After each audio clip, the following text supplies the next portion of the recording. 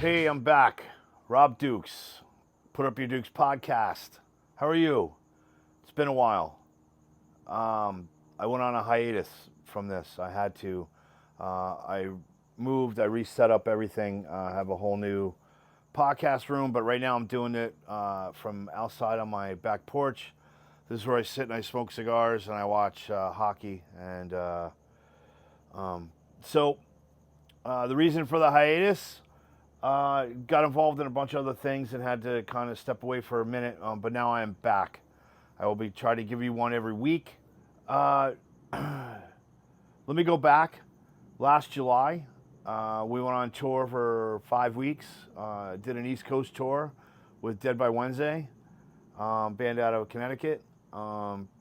We had a fucking blast. Played small clubs, but people that were there to have some fun. We threw in some Exodus songs from my era into the set, kind of last minute kind of thing. We did it. We played the ballad, and we played. I think we were doing like Lesson of Violence, just to kind of. That was the first one we did to kind of see if we could even pull it off, and then the boys learned the ballad, so we fucking started throwing that one out there.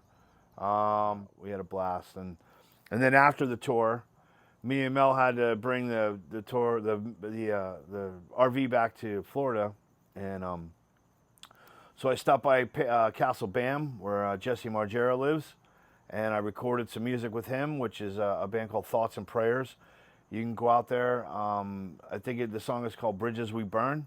We'll put a link to it somewhere on this, and me and Jesse are buddies. We're recording some more music. We wrote some originals, and these was original songs.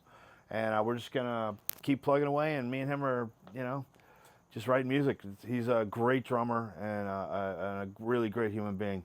I've been going to New York every 6 to 8 weeks and playing with the boys. We're fine tuning our music and getting a killer.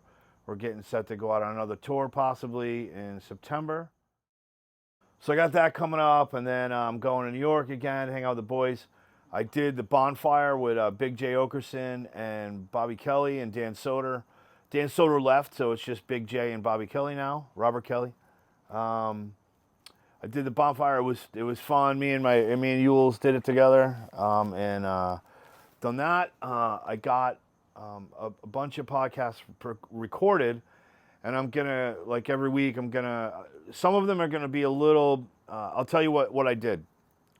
Tommy Blockia, who created Metalocalypse with Brendan Small. Me and Tommy sat down for a couple hours and had a really awesome conversation. And it was in December. It was right around Christmas. So I don't know what kind of weird Christmas references are going to be in it, but whatever. That one's going to come out soon. But also, I've been working with Jamie Josta, and I'm going to be doing my podcast live from the Milwaukee Metal Fest, May 25th to the 28th, right? Tons of fucking killer bands, fucking Lamb of God, Anthrax, fucking Biohazard's playing their first gig, first time in a decade, right? Which is awesome. I remember seeing Biohazard like with fucking Machine Head and Slayer in '95. It was one of my favorite shows. Divine Intervention had just come out. And I went down and at that point I had heard Biohazard, but it wasn't like really. They were under the radar for me. But that day I became a fucking fan. I mean, they were fucking awesome. And that was the first time I saw Machine Head. It was right after Burn My Eyes had come out. Contos was still on drums. Great fucking show. Anyway, Slayer was awesome. They opened with opened with Rain and Blood. That was fucking awesome. So Milwaukee Metal Fest. The Thursday, the 24th, if you have a ticket, or if you have tickets to the Milwaukee Metal Fest for any of the 3 days, on the Thursday night before, there's going to be like an all-star jam, like Paul Bostaff, Kirk from Crowbar, Dino from Fear Factory, Phil Demmel, Tim Ripper Owens, myself, Jamie Jossa. We're going to be playing a bunch of songs. Like, we're going to be jamming. And Danny Diablo is going to be the DJ of the night. So I think there's going to be a meet and greet, right? There's a meet and greet, and I'm going to have some Generation Kill stuff, and there'll be some of my era Exodus stuff, and it's just it's going to be a really cool weekend. I'm gonna sit down with some really cool people and have. I don't know if I'm going to do long form podcasts. They're not live. I know they're going to be short, but I'm going to also do my long form. I'm going to grab a few people and do some ones so that I can put out every week after I get back. And until then, I'm going to just keep plugging away and trying to get back into the groove of doing a podcast. I apologize for I know I get tons of emails and people asking, when are you doing it again? And I apologize, man. It's just life kind of took a little bit of a right turn, and I just kind of got overwhelmed with everything that was going on, but I'm back. So here we go. So my first guest connected with this podcast. So I'm going to do a bunch of podcasts leading up to the Milwaukee Metal Fest with a bunch of people that are going to be there. My first guest is everybody knows him because he plays in every band on the planet, Mr. Phil Demmel. He exquisite human being. Great guy. I've known him for a long time. He's always been one of the coolest people ever to hang out with and talk with. I hope you enjoy this, and I'm back. How are you? I'm good, man. How are you? I'm all right. I'm actually just a few minutes ago, I found out that the Pittsburgh Penguins were eliminated from the playoffs, and yes! It really made my day. Actually, sorry about your Flyers, man. I mean, they shit the bed this year, but yeah, what are you gonna do? What are you gonna do? Killing it. Rangers are killing it. But at least the Pittsburgh Penguins are out. That just it warms my heart. We can agree on that, man. Fuck. To be honest, man, we were out of it so early that it's just like I've got so much shit going on. Kids, business, music, everything. It's just like, all right, I don't have to worry about the Flyers this year. So I've just written off the hockey scene. I know the Boston killing it, and it really takes away like 2 months of my time last year. Like I didn't get shit done from April to fucking June because we went to the Eastern Conference Finals, so I didn't get anything done. Yeah, I get it. So when Jamie first hit me up about the Milwaukee Metal Fest, man, May 25th. I was stoked, dude, that, first off, you guys are playing Friday. Yeah. Right. And then there's going to be like an all-star jam on Thursday to all the ticket holders. It's free. With yourself, myself, Jamie Jossa, Dino from Fear Factory, Paul Bostaff, Ripper, fucking Kirk Weinstein from Crowbar, and JD Dablo being DJ. That's going to be fucking what a party. Yeah, totally, man. It's so cool. Yeah. So everyone knows I'm sitting here with Phil Demmel. So how hard is it to play in every band on the planet? Is that difficult to I was leading up to, that's why I'm a couple minutes late. I'm tracking solos for this record. And I've got this harmony, and it's really close. And I'm all warmed up. I don't want to put it down. I want to finish it. It's just like, and it's just not coming to me. And there's a couple of notes that are a little weird. And my wife's really got it. She's classically trained, so I want to make sure that I'm hitting some right notes. I'm going to check with her after, so I had to set it down. But really, so you don't use it. You don't ever go with dissonance a little bit on purpose. Yeah, I do. But I'm doing this record with Mike Orlando from Adrenaline Mob. Okay. And John Bush is singing on it. Awesome. And Jason Bittner's playing drums, and Jack from Exodus is playing bass, man. So it's a little more, it's a little less heavy than I'm used to writing, so I don't want to grab all these evil notes that I'm used to doing. And I want to make sure that they're not too happy. And she's just she's such a musical genius that I lean on her for some out of the box, get me out of my box and go, hey, try this, so. Yeah. So your wife was actually in a big band, right? Is she still in that band? Yeah. She's a keyboard player, right? Keyboard player for Bleeding Through, yeah. You're Bleeding Through, that's it. Yeah. All right. Cool. So they're doing gigs, they're back together, they're releasing new material, and they're killing it, man. All right. Well, here's a fun fact about Phil Demmel that I learned today. when you auditioned to be the singer of Sepultura, right? Did you not get the gig because they knew you were going to be playing in every other band on the planet and didn't have time? Dude, at that point, I wasn't playing in any bands. I had kind of quit music. I was married with my first wife, just, fucking being young and dumb. And actually had a great job. I was in the union and was snowboarding and golfing and playing basketball 3 times a week. I was just doing that and kind of stepped out of music. And so that came up and was like, yeah, because I had done Torque and I had been singing and playing and was used to that. And Right.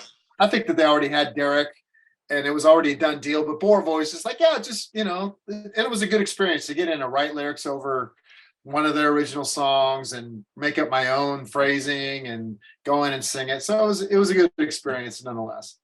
Dude, no shit. Wow. Yeah. Wow, James Murphy recorded me. That's an incredible story. Has it ever been released? Did they ever say, "Hey"? Well, I think it's on YouTube somewhere. It's not that good, man. It's fun though. It's so mid '90s, Right. So I think the tune changed a little bit too. It was a song called "Choke" that was on that first record with Derek. Yeah. With Derek. Yeah. So what? Go ahead. Anyway. How challenging is it to step into an established band? I mean, let me ask you this first. Do you play your guitar every day? Are you a guy that still loves the guitar so much that you play every day, just sitting around, or do you? I do. I've got the guitars in most of the rooms of the house. Right. And it's I think that taking on these gigs has really pushed me guitar playing wise. There was a time in my previous band where I probably did get complacent and was, kind of punching the clock and just kind of,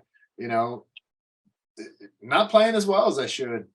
Right. And not really caring either, and that the complacency was really just due to the environment and everything. So I think that leaving that environment really kicked me in my butt playing wise.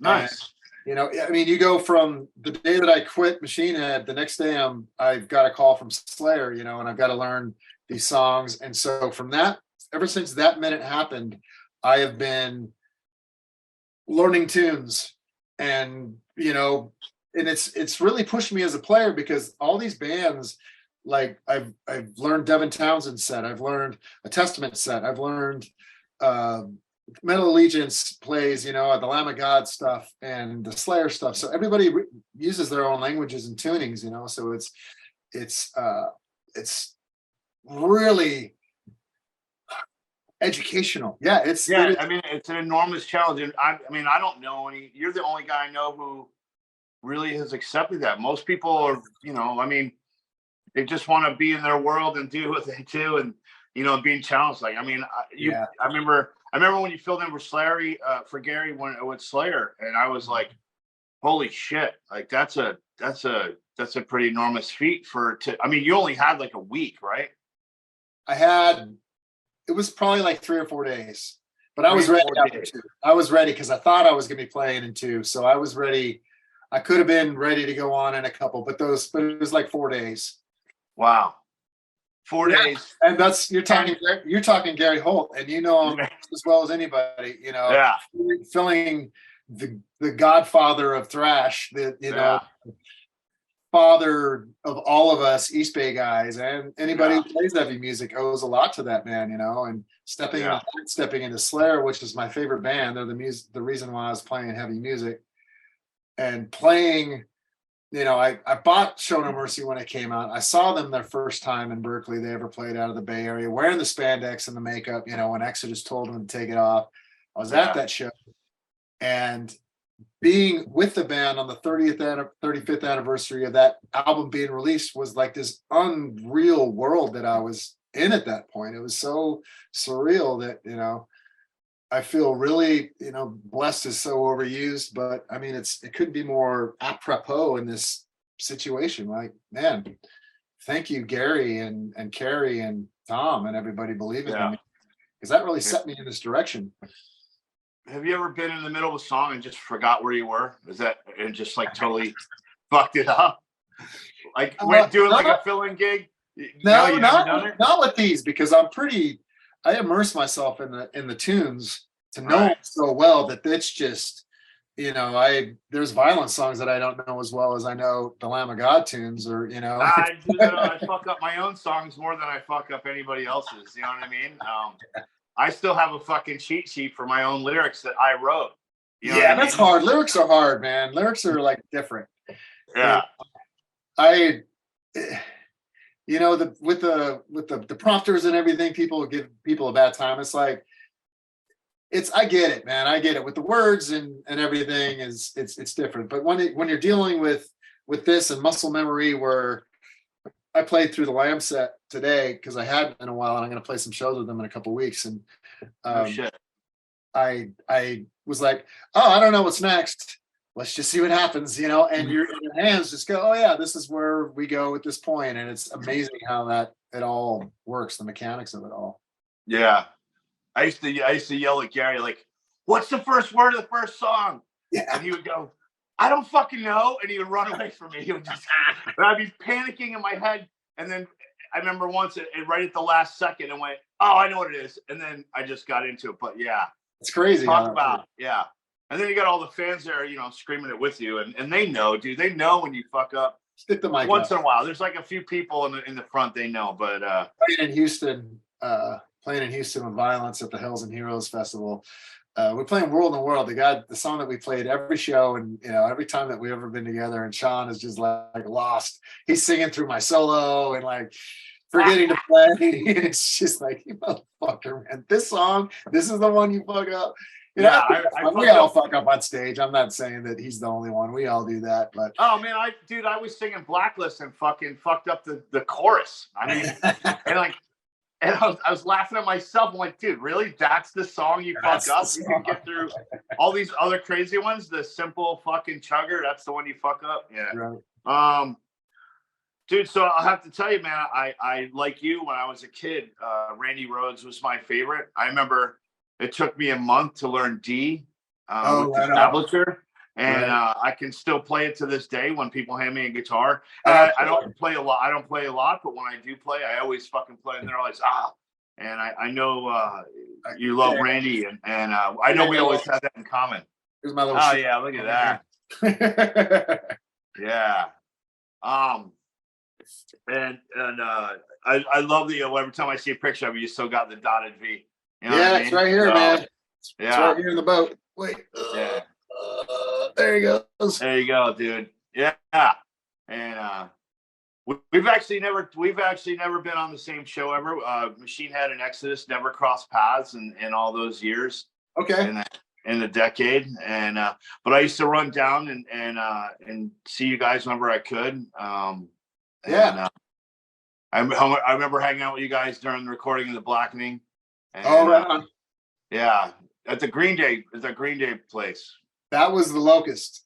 Oh, the Locust. All right, it was your next record, right? The Locust. Yeah. Blackening was at Shark Bite, where we did Ashes. Yeah, and I've always been a huge fan of yours, man, and I'm stoked that we're gonna get to jam for the first time on Thursday. I don't know what songs you're doing. So I figure, I don't know if Both Staff's playing that song with me or not, but whatever, man. We'll cross. It's gonna be fun, man. It's gonna be fun. I do a lot of these jammy things, and I just kind of leave it up to whatever songs you guys want to play. Let me know what it is, but give me some, Yeah. I know what songs I'm doing. I don't know how much of a secret it is. I don't want to divulge what we're playing, but it's a weird dichotomy. I got asked to play in this Jeff Beck jam tribute night here, and it's with Stu Ham and this guy Eric Barnett, and so going from that, I'll go directly to Milwaukee Metal Fest. And no shit. With all the legendary, you guys and Josta and Kirk and Ripper, and it's my world is expanded in this sense of I've done a couple of kind of clinics in Portland with some blues guys, Larry Mitchell and like this guy Eric Barnett playing some Satch covers, and it's really cool to get the callbacks from the guys that had such a good time and such a bro down that they want you to continue. Stuff. You know, I wasn't man. I've never made it to a Metal Allegiance show. Every time there was one where I was at, either if I was in New York or if I was in Arizona or California, whenever you guys played, I just happened to miss it. And I talk with Mark all the time. But one day I was hoping that I'd be able to jump on stage. And I was like, I'll get up there with these boys and play some shit. But Exodus is one of those bands that not a lot of bands cover because most of it's really complicated. Yeah, it's hard. Those songs are hard, man. Yeah, there's tunes that are just, you just can't bust out fucking, Strike of the Beast or, we got to jam on that, Yeah.